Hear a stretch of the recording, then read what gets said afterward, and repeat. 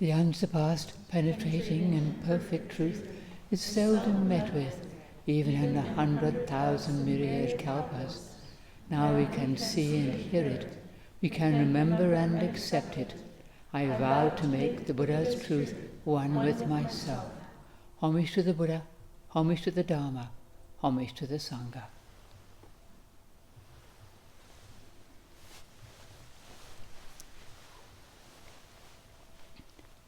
So continue with our study of the poem, that which is engraved on the heart that trusts to the eternal.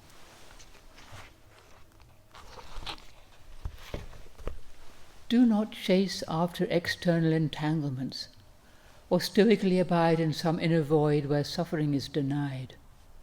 Within the oneness of your everyday mind, simply be indifferent to differences, and any sense of self will completely cease to exist. Chasing after external entanglements. We all tend to do this, all of us, including monks, of course. We get caught up in some idea, or we want some outcome, or we want something. In this time of political turmoil and global unease, it's so easy to become entangled in our views and opinions about what is good and right and what is not. We see a lot of suffering, and of course we don't like it. But we don't have to chase after these entanglements. It can be a lot harder to let go of our seemingly wholesome and altruistic opinions than our clearly self-centered ones. But they're still one-sided, even wishing for the good of all beings, being upset about suffering. Yes, we don't like to see people suffer needlessly, of course. But it's still a view, it's still a clinging on to something if we're not careful. And of course, this doesn't mean we don't care, as we said. We just want to be careful to keep an even mind as much as we can. And we don't want to stoically abide in some inner void where suffering is denied either. We don't want to cut ourselves off from the world and pretend it doesn't exist. Nor do we want to pretend our own suffering doesn't exist, otherwise we can't do anything about it. An inner void is a pretty barren place, especially when we don't let anything penetrate. How can we have compassion for beings, including ourselves, if we're trying to ignore their suffering and our own? We have to be willing to see it and accept it, so that we can do something about it. Sit still in the midst of it. If we can act, fine. If we can't do something physically about it, to sit still and offer merit. That's what we can do about it. So it's within the oneness of your everyday mind. One of the ancestors says, our everyday mind is the way. Just our everyday mind. I used to think that there had to be some special state, some elevated kind of mind that one aspired to. Well, we may now and then have some unusual state of awareness or a deepening of wisdom, but most of the time it's just our everyday mind, and that's just fine. Reverend Master Koten sent out this cartoon with a picture of a man unloading his dishwasher, very mundane, and it says, realizing that not every moment in life will be deep or meaningful or vibrating with energy that would give him the fulfillment that he'd always hoped for, Todd unloaded the dishwasher. I think it's lovely. We're not trying to get away from our everyday mind. It's just our everyday life, nothing wrong with it. And if we try to get away from it, we're cutting up that oneness of mind, where we're as present as we can be and we accept it. This is the oneness of our everyday mind. Being here, now, in this body, not off somewhere else. Otherwise our mind is divided. We're here and the mind is somewhere else. The body is here and the mind is elsewhere. Just to be as present as we can, here and now, and knowing that this very moment is enough. We don't need to be looking for something more. Just unload the dishwasher, it's fine. Within the oneness of your everyday mind, simply be indifferent to differences. And again, this doesn't mean we don't care. It means we're not all caught up in the differences. We practice acceptance of things as they are, for better or worse. Acceptance of ourselves with all our strengths and weaknesses. Acceptance of those around us, not trying to fix them and make them the way we would like them to be. This doesn't work anyway. So often we try to fix another person. I'm not sure whether they were like this or like that. Just accept them as they are, you know. They have to work on themselves. We have to work on ourselves. To accept the circumstances of our lives and the things that happen to us and to the people we love. We have to accept them. They're not always welcome. We don't have to obsess about everything that goes on in our mind, or everything that's happening in our life, or in our world, to accept all that as well. We can relinquish our grip on it all, over and over again, and entrust ourselves and everything else to that which is the eternal Buddha nature. All acceptance is the key that unlocks the gateless gate. It's an old, very old saying, and completely true. Reverend Master Jiyu used to say it all the time. All acceptance is the key that unlocks the gateless gate. And this whole poem is about acceptance, equanimity and acceptance. They go together, of course. Accepting the things within us, the things outside us, the things in our world, everything. And when we really do this poem says, any sense of self will completely cease to exist. Our sense of self is largely dependent on what we think, on our views and opinions, our experience and our history that form our views and opinions. If we can let go of all this stuff, we stop creating divisions between me and everyone else, us and them, right and wrong, good and bad, what we like and what we don't like. That's just the duality. If we can let go of all that, just practice acceptance, be indifferent to differences, accept everything, our sense of self will completely cease to exist. Because just this being picking and choosy, I like this and I hate that, I have these opinions about practically everything, I choose this kind of life, this is where I am. And without all of that, who would we be? Without all that stuff of, this is what I like, that's what I don't like, this is the person I'm with, I don't like those other people, I have these views, I don't like those views, and all that. Who would we be if we had none of that? You know?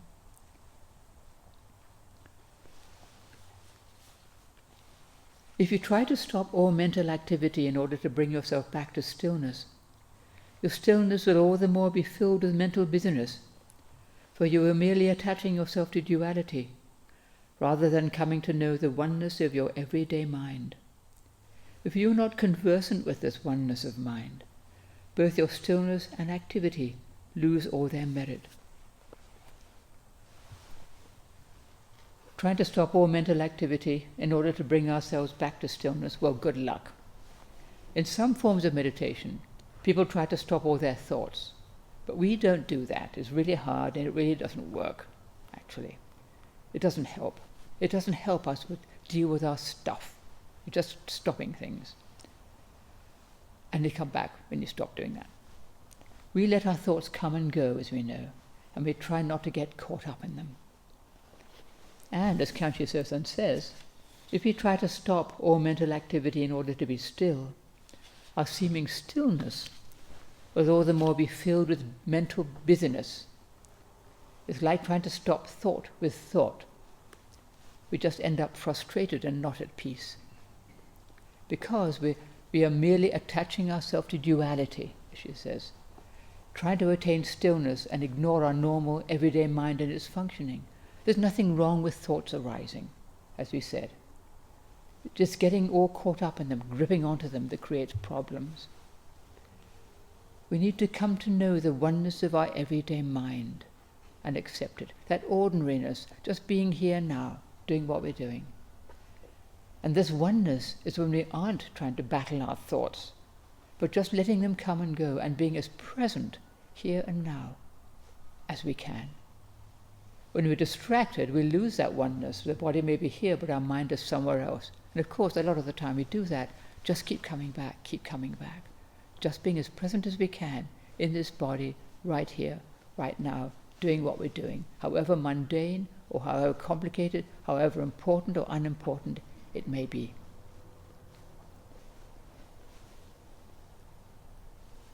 If you are not conversant with this oneness of mind, both your stillness and activity lose all their merit.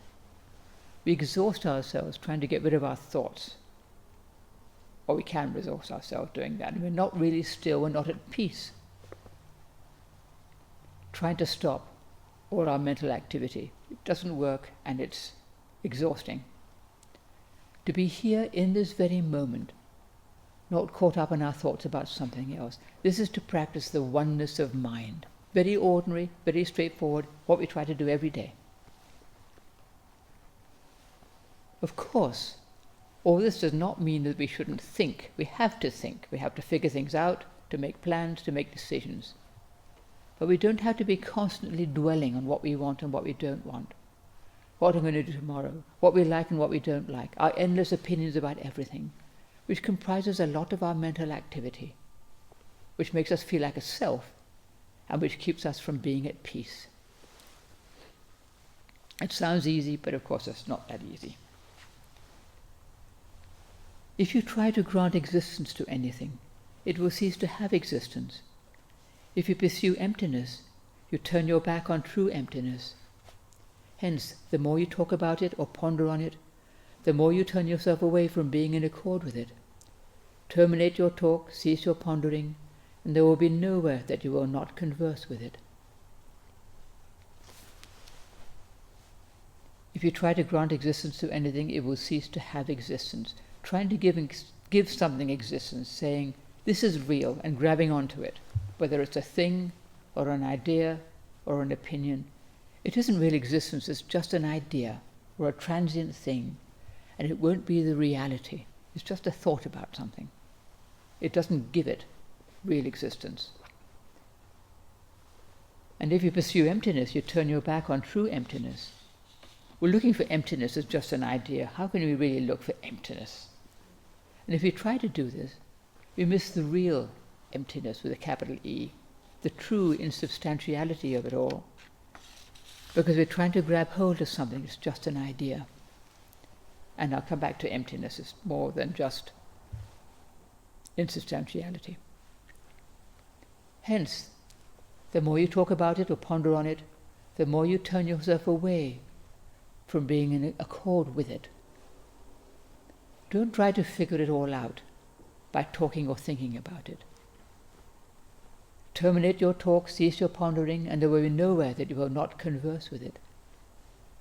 And here we are talking and pondering about it all, but we have to start somewhere. We know that we won't realize the truth by talking about it or pondering on it, but it might help to point us in the right direction. There's all these stories about teachers of old who would just yell at their disciples or beat them with sticks. And sometimes this helped them, and probably it often didn't. The disciple would have to be ready to understand, have to be doing his training already, with faith in the teacher.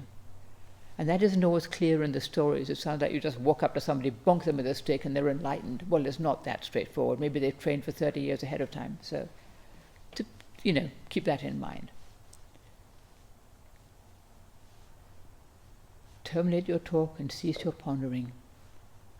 Actually, as somebody pointed out yesterday, most of this poem is about not doing something, not trying to get something, not getting caught up in external things, not getting stuck in some inner void, just letting go and trusting us and entrusting ourselves to the great matter, the unborn. And then, as she says, there will be nowhere that we will not converse with it. We can't grab it and keep it. We can converse with it. We can live in harmony with it. Conversing implies being at ease. No pushing or striving, no agenda, just conversing. Reverend Master Hubert had a lovely way of conveying a whole thought in a very simple word, And all of this takes effort. We don't just kick back and do nothing, just conversing with our Buddha nature. I don't have to do anything. We need to do the work. Meditation is a dynamic thing, as we know. We put our energy into sitting still, right here in this moment, with this body and mind. We're not just sitting here like lumps. And we keep coming back to being right here, right now. As I said, don't just do something, sit there. It takes effort and it's a choice. Return to the root of the matter and you will realize the principle. Pursue illumination and you will miss the point. But if you revert to the luminous for even a moment, it will surpass any previous ideas you had of what emptiness really is. And your previous ideas of emptiness will be altered, for they were all due to your erroneous views. Return to the root of the matter and you will realize the principle. Take the backward step, as is often said in Zen, taking the backward step and turning the light within. Not pushing forward, but backing up, as I said. The door might open inwards. Pushing and striving doesn't help. We need to step back. Step back and allow the door to open by leaving space for it. It's quite important, not keep trying to push for something, trying to get something, because we lose it. And conversely, pursue illumination and you will miss the point, because pushing, wanting something, trying to get something, we will miss the point, which is the letting go of wanting. Wanting enlightenment, as we know, is a kind of oxymoron in a way. You have to just do what's good, do what's right, sit still as best we can, and not be trying to get something. But if you revert to the luminous for even a moment, she says, the luminous with a capital L is already within us. We revert to it. We just need to come back to it, return to it, step back into it, and not look outside ourselves for some idea of illumination. If you revert to it, come back to it for even a moment, it will surpass any previous ideas you had of what emptiness really is. And your previous ideas of emptiness will be altered, for they were all due to your erroneous views. So what is true emptiness? It's often said that it's impermanence, the basic insubstantiality of all things. And I guess that's part of it. But really, true emptiness is the unborn, unformed, unchanging, unconditioned, and it can't be described or grasped. You can only say what it is not. It's not born, not formed, not changing, and so on. Kanchi Sosen refers to it as the luminous. And other masters call it the divine light, the light of Buddha, and so on. Not because it's a light, a physical light that we can see with our eyes, but because it helps us to see clearly, the light of wisdom. To let go of our ideas of emptiness. Let go of our erroneous views of what emptiness is. Don't worry about all that. Just sit still.